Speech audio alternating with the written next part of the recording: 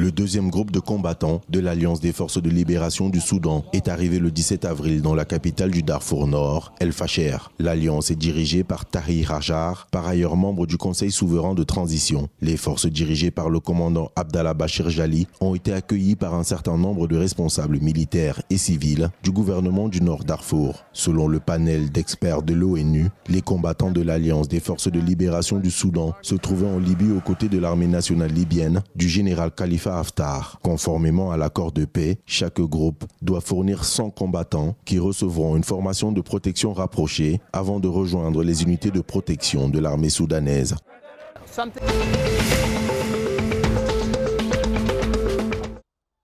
Un contingent de 144 policiers nigérians est arrivé en Somalie pour renforcer les efforts de stabilisation dans le pays, selon une annonce le 18 avril 2021 de la mission de l'Union africaine en Somalie. Le coordinateur des opérations de la police de l'AMISOM, Daniel Ali Gaombal, a indiqué que 30 policiers qui serviront dans le cadre de l'AMISOM pour une durée d'1 an seraient déployés à Beledweyne, dans l'état de Hirshabelle, alors que les autres assureront diverses fonctions dans la capitale Mogadiscio. La mission de l'Union africaine a déclaré que l'arrivée du nouveau contingent était une étape importante pour renforcer les efforts de maintien de l'ordre public et que ces policiers travailleraient de concert avec leurs homologues somaliens pour renforcer la sécurité dans des zones libérées.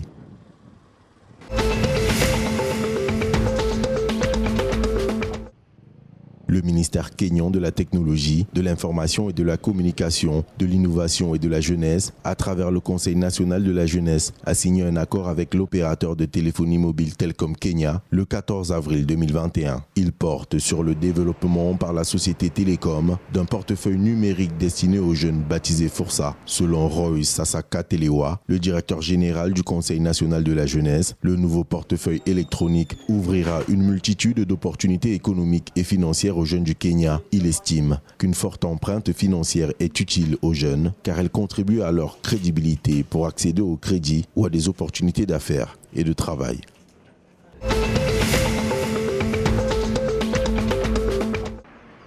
Le Conseil rwandais de l'éducation de base s'est lancé dans le déploiement d'ordinateurs portables pour tous les enseignants des écoles publiques dans le cadre de l'initiative « Un ordinateur portable par enseignant ». La distribution des ordinateurs portables a été lancée le 16 avril 2021 dans 5 écoles secondaires du district de Gatsibo. Selon une déclaration du dit Conseil, le plan de déploiement ciblera tous les enseignants de toutes les écoles du pays. Dans une lettre signée par le directeur général du Conseil rwandais de l'éducation de base, Nelson Barushimana, il a été demandé à tous les maires de district de communiquer et d'autoriser les directeurs d'écoles sélectionnés à récupérer les ordinateurs au siège du Conseil.